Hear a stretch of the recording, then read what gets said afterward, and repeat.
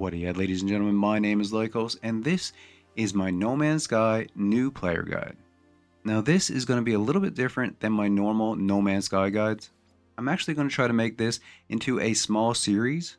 There is a ton of things to learn in No Man's Sky, so by turning this guide into a series of 3 or 4 videos, I think that I will be able to show a lot more that No Man's Sky has to offer. I think that I would be able to do a much more detailed guide for you guys. And another big reason why I want to do this as a series is that every time I do a guide for No Man's Sky, I always find that there are a lot of comments asking different questions about the game. So I would love for you guys to ask any questions that you have down in the comments, and then in the next video or the video after, I will try to answer as many of your questions as I can. If you guys find the video useful, it would be awesome if you would hit that subscribe button. And now let's get right into the guide. Now when you start a new game in No Man's Sky, you're going to have a bunch of different options that you can choose from. Most people are going to go with a normal playthrough, so that's what we're going to be doing in this guide. But No Man's Sky has a huge amount of difficulty options to really allow you to customize your game any way that you like. So when you start off in a normal playthrough, the first planet that you're going to be on is going to be a little bit hazardous, nothing crazy, but recharging your hazard protection is going to be one of your main priorities. Now the first thing that I recommend that you do is just start harvesting resources. You're mostly going to be using your multi-tool on stuff like rocks and plants in order to get ferrite dust and carbon when you're starting off. So now we're going to harvest up a bunch of these rocks so that we can get some ferrite dust to repair our scanner on our multi-tool. This is going to allow us to scan the area so that we can see different resources that are around. Right now we're looking for sodium, which shows up as this little yellow icon. So we're going to be getting these plants, which luckily are right next to us, and we've got a whole bunch that we can harvest. And this is one way that you can recharge your hazard protection.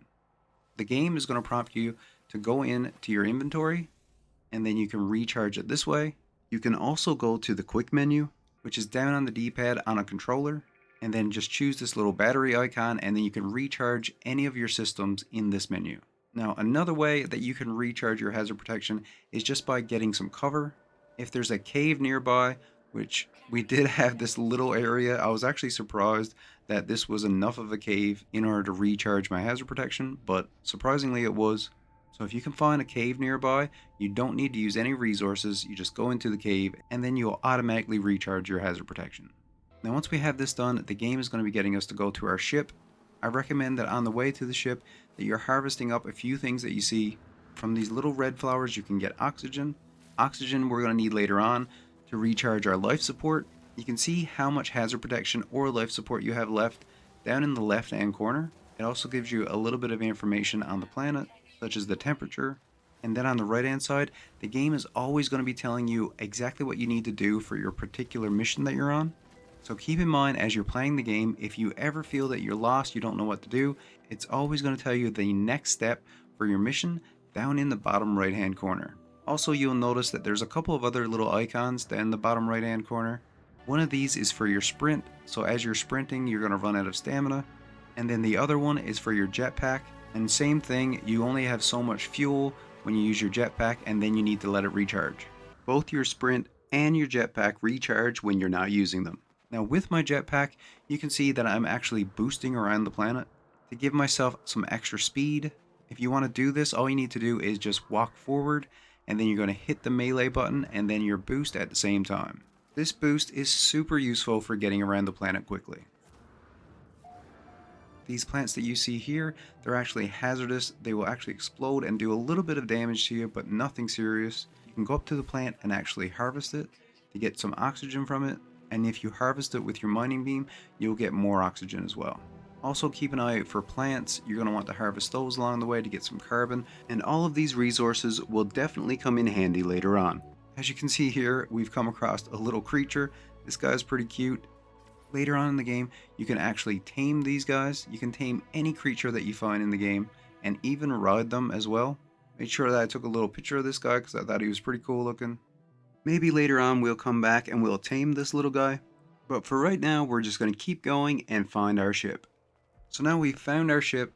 After activating the little machinery that's nearby in order to continue the quest, we're going to go over to these containers that are just underneath this flag. You'll find a bunch of resources in these containers. I recommend that you grab all of it. And whenever you see containers like this, it doesn't hurt to go up and get the resources that they have. Now, there's actually a container here that we can't access. You're going to need a certain pass, which we can get later on, but we do not have it just yet. We're also going to interact with the damaged machinery here. Damaged machinery are particularly good early on because you can get a little bit of nanites. Nanites are one of the currencies in the game, along with units, and as you can see here, quicksilver.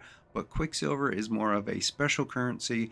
The main two currencies that you're going to be worried about, especially early on in the game, is the units and nanites. So now we're going to jump into our ship, and the game is going to tell us exactly what we need to do in order to repair our ship. As you can see here, we're going to need a couple of different items in order to repair the ship. Now the game again tells you exactly what you need to do. You just need to keep an eye on the bottom right hand corner, and anytime that you get to an important point in the mission, it's going to pop right up on your screen. You really need to be trying pretty hard in order to miss what you need to do next. Also, if you ever get confused, if you ever get lost, another thing that you can do is go into the menu, go over to your log, and this log will have a list of all of your current missions. So now we're going to make the metal plating in our inventory. There are tons of different items that you can craft in No Man's Sky, and a lot of them can be crafted right in your inventory.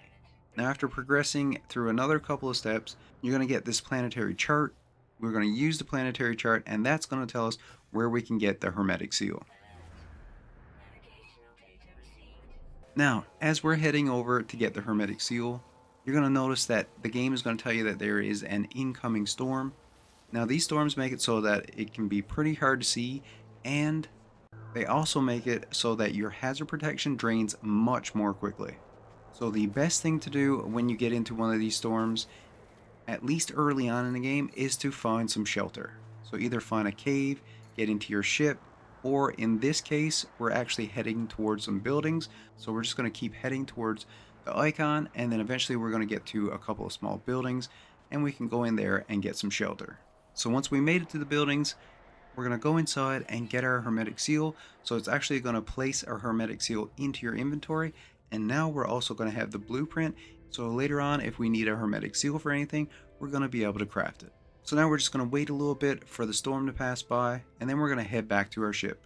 Now in order to find our ship, the game is going to tell us that we need to use our visor in order to find it, but we can't use it yet because it's actually broken.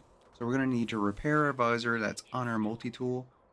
For that, we need a carbon nanotube, so we just need a little bit of carbon, and then we create the carbon nanotube in our inventory.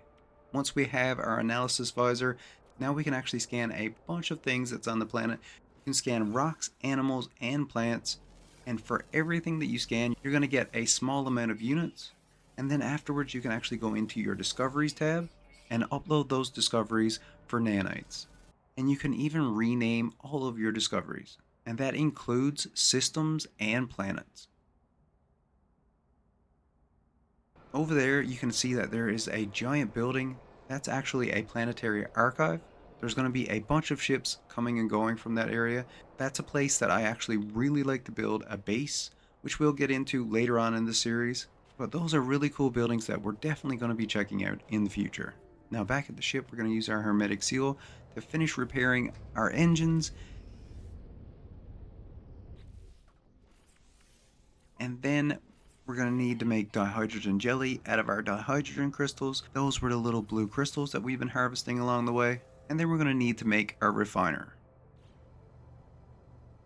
This small refiner is very useful early on in the game. You can refine a ton of resources in No Man's Sky. You refine resources in order to make them into other resources. Later on you can get bigger refiners and then refine two resources into another resource. There's a whole bunch you can do with refiners, and you can also make a lot of units with these refiners as well.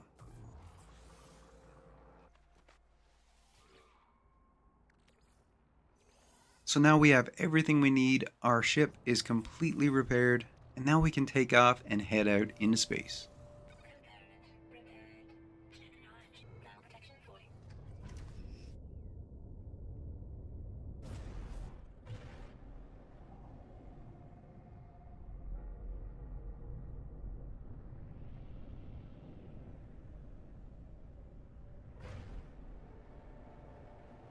So once you get out into space, again, keep an eye on that bottom right hand corner. The game is going to tell you a couple of different things that it wants you to do, pretty much just to get you used to flying the ship. You also notice that there's probably some asteroids around. If you shoot the asteroids, you'll get some resources from them. But right now, the game is going to prompt us to go to our next destination.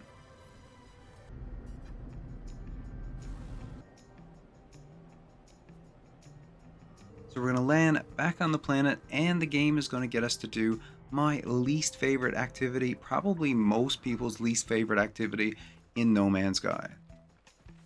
We're going to use our analysis visor again, and now we're going to be searching for a particular location. You can see that it will tell you exactly how many units, so that's how far you are from this destination that we're trying to get to. So we're just going to run towards this destination and then use our scanner from time to time to make sure that we're on the right track. So now we're at the location, we're going to automatically scan it. Now we're going to interact with this damaged machinery, and it's going to give us a couple of very useful blueprints. One is the terrain manipulator. So once we craft this terrain manipulator, we're going to be able to manipulate the terrain in different ways. You're going to be able to dig down underneath the ground. You can flatten out areas with the terrain manipulator. You can actually build up the ground with the terrain manipulator. So this is a very useful item. It's pretty useful for base building, and we're going to be using it quite a bit for mining resource deposits. There's a lot of uses for the terrain manipulator, and it will be a tool that you use quite often in No Man's Sky. And the game also gave us our blueprint so we can make the base computer, and that's going to allow us to claim the area and to be able to build our first base. And we're going to be getting into that in the next episode. Hope you guys got some useful information out of this video. Hit that like button if you want to help the video out. As I said before, I would love to hear any questions that you guys have down in the comments. Thank you all so much for watching, and as always, stay where you're at and I'll come where you're to. Later everyone.